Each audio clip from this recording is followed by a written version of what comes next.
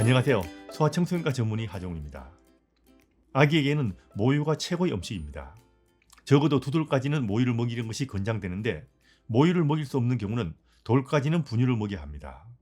보통 아이들이 먹는 분유는 여러 종류가 나오는데 가루로 된 분유와 농축된 액상 분유와 바로 먹일 수 있게 되어 있는 액상 분유 3종류가 나옵니다. 우리나라에서는 가루 분유와 바로 먹는 액상 분유 2종류를 흔히 구할 수 있습니다. 오늘은 이 2가지 분유의 선택 기준과 사용상 주의할 점 등에 대해서 상세하게 알려드리겠습니다. 일반적인 용도로는 가루 분유인 보통 분유가 무난하고요. 대부분의 아기들에게 적합합니다. 하지만 미숙아나 2.5kg 미만의 저체중 출생아나 면역결핍이 있는 아기나 아직 면역체계가 미성숙한 생후 2개월까지의 아기처럼 고위험군은 액상의 분유를 먹이는 것이 더 좋습니다. 가루 분유 타서 먹이는 거다 말입니다. 만일 고위험군의 아기가 액상 분유를 먹일 수 없는 경우, 돈이 좀 비싼 경우가 많기 때문에 70도 이상의 물로 가루 분유를 타서 식힌 후에 먹이는 것이 권장됩니다. 다시 말하면 의학적으로는 고위험군은 가능하면 액상 분유를 먹이는 것을 권장한다는 겁니다. 가루 분유와 액상 분유의 차이를 알아두는 것이 좋습니다. 가루 분유는 값이 비교적 싸지만 액상 분유는 값이 비쌉니다. 대부분의 아기들은 가루 분유를 먹는데 별 문제가 없습니다. 국산의 경우 액상이 거의 2배 비싸고 외산의 경우 거의 3배 정도 더 비싸다고 보시면 됩니다. 액상이 더 비싸다는 이야기입니다.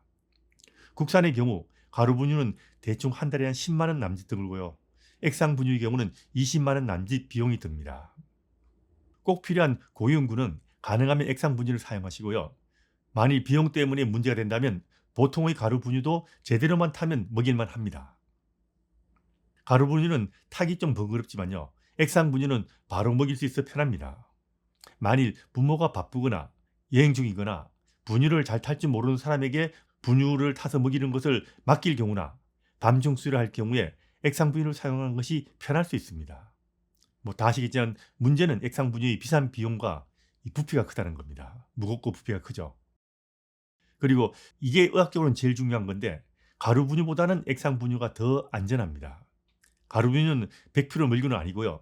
조제 과정에서 오염될 위험성도 있습니다. 하지만 액상 분유는 그 자체가 멸균이고 별도의 조제 과정이 없기 때문에 오염의 위험성도 거의 없습니다.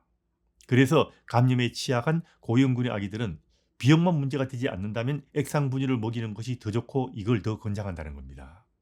그리고 조제상의 실수 문제도 중요합니다. 가루 분유는 가루와 물의 비율이 중요한데 더 물지 않게 실수하는 경우가 있습니다. 액상 분유는 이런 실수를 할 가능성이 거의 없어서 안전하다는 겁니다.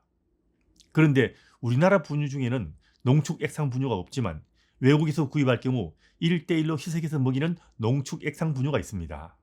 만일 이런 분유를 구입할 경우 반드시 한 배 물량의 물을 더 섞어서 희석해서 먹여야 한다는 점 잊지 마시기 바랍니다. 보통의 액상 분유는 그대로 먹일 수 있지만 농축 액상 분유는 꼭 1:1로 희석해서 먹인다는 것 잊지 마십시오. 구입할 때 반드시 설명서를 꼭 봐셔야 됩니다. 보관상도 큰 차이가 있습니다. 가루 분유는 개봉하고 한 달을 사용할 수 있는데 그동안 오염의 위험성 때문에 주의해야 됩니다.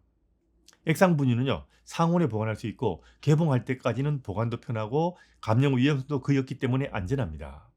물론 개봉하면 다른 이야기죠. 그래서 여행할 때 액상 분유를 사용하면 정말 편합니다. 상온에 보관할 수 있기 때문에. 다만 무게와 부피가 나가기 때문에 짐이 될 수 있다는 단점은 미리 알아두셔야 됩니다. 그리고 물의 안전성 역시 중요합니다.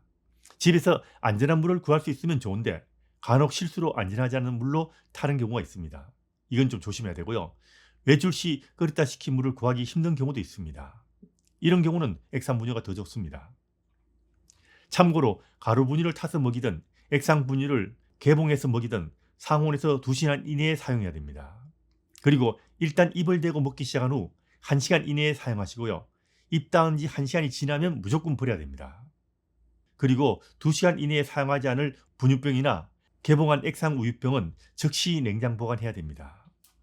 참고로 미국 소아학회는 가루 분유 탄 것은 24시간, 개봉한 액상 분유는 48시간 동안 냉장 보관해서 사용할 수 있다고 권고하고 있습니다. 모유가 최고죠. 하지만 사정상 분유 수유를 해야 한다면 평소 집에서는 가루 분유를 타서 먹이고 특별한 경우, 예를 들면 외출을 하거나 여행을 하거나 새벽 수유를 하거나 다른 양육자에게 아기를 일시적으로 맡길 경우 액상 분유를 사용하는 혼합 행태로 수유하는 것이 일반적이고 경제적일 수 있습니다.